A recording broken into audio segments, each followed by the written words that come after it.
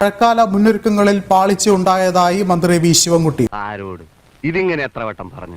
മഴ മുന്നറിയിപ്പിന്റെ അടിസ്ഥാനത്തിൽ നടപടിയെടുക്കാത്തതിന് തിരുവനന്തപുരം മേയർക്ക് രൂക്ഷ വിമർശനം.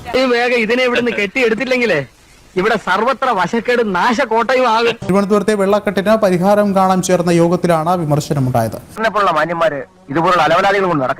അതിന് പിന്നാലെയാണ് ഇപ്പോൾ ഈ ഒരു വീഴ്ചകളെല്ലാം തുറന്നു സമ്മതിച്ച മന്ത്രി വി ശിവൻകുട്ടി ഇപ്പോൾ വാർത്താ സമ്മേളനത്തിൽ വ്യക്തമാക്കിയിട്ടുള്ളത്. ഒടുവിൽ കുറ്റസമ്മതം നടത്തി അല്ലേ? ഒന്നും അറിയില്ല എന്ന് പറഞ്ഞപ്പോ ചാനലിലെ സാറന്മാര് പറഞ്ഞു ഞങ്ങൾക്ക് വേണ്ടത് നിന്നെ പോലൊരു മണ്ടനെ. കാലപൂർവ്വ ശുചീകരണ പ്രവർത്തനങ്ങൾ അടക്കം പാളി കാര്യങ്ങൾ ചർച്ചയാവുകയും ചെയ്തത്. ഈ ചർച്ചയിലാണ് മേയർ ആര്യ രാജേന്ദ്രന്റെ ഭാഗത്ത് നിന്ന് ഉണ്ടായ നടപടികൾ അത് ശരിയായില്ല എന്നുള്ള വിമർശനം ഉയരുന്നത്. ഉത്തമ, നമ്മുടെ പാർട്ടിയെ നമ്മൾ തന്നെ വിമർശിക്കരുത്. അതും ഇന്നത്തെ ചുറ്റുപാട്. എത്ര സ്ഥലത്താണ് മരം ഒഴിഞ്ഞു വീണത്?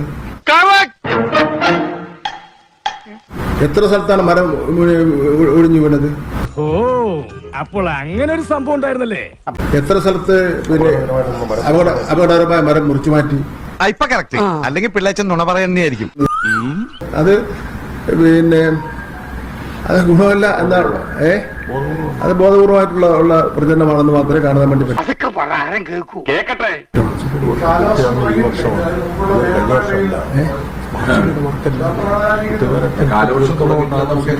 അലമ്പാക്കൂടെ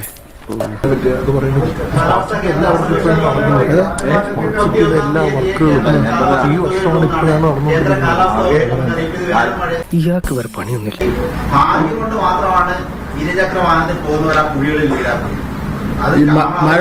മഴ പെയ്താൽ കുഴി ഉണ്ടാവുമല്ലോ സ്വാഭാവികം. മഴ പെയ്താൽ കുഴി ഉണ്ടാവുമല്ലോ സ്വാഭാവികം. എടാ, നീ എന്തിനാണ് റോട്ടിൽ കൂടെ പോണ ഏണിയൊക്കെ പിടിക്കണത്? നാട്ടുകാരെ കൊണ്ട് പറയിപ്പിക്കാൻ വേണ്ടി. തെളിവില്ലാത്ത കുറെ പാർട്ടികളും അതിനൊക്കെ പറഞ്ഞ നേതാക്കന്മാരും. നമ്മുടെ പയ്യനെ ചെറിയൊരു പ്രശ്നം പേടിച്ചിട്ടാണ്. വയറിന് അയാൾക്കൊന്ന് ടോയ്ലറ്റിൽ പോകണമെന്ന്.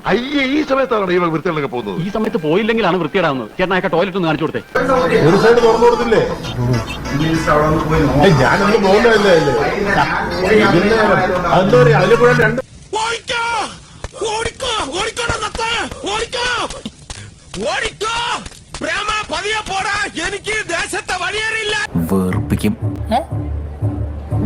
വെറുപ്പിച്ച് അവരെ കൊണ്ട് തന്നെ പറയിപ്പിക്കും. പൊക്കോളെ അധികം പ്രസംഗിച്ച് ഞാനൊരു അധികം പ്രസംഗിയാകാൻ ഉദ്ദേശിക്കുന്നില്ല. നിങ്ങൾക്ക് എല്ലാവർക്കും മനസ്സുകൾ ലഭിക്കട്ടെ എന്ന് പ്രാർത്ഥിച്ചുകൊണ്ട് ഈ മനഃശാസ്ത്രജ്ഞൻ നിർത്തുന്നു. നമസ്കാരം.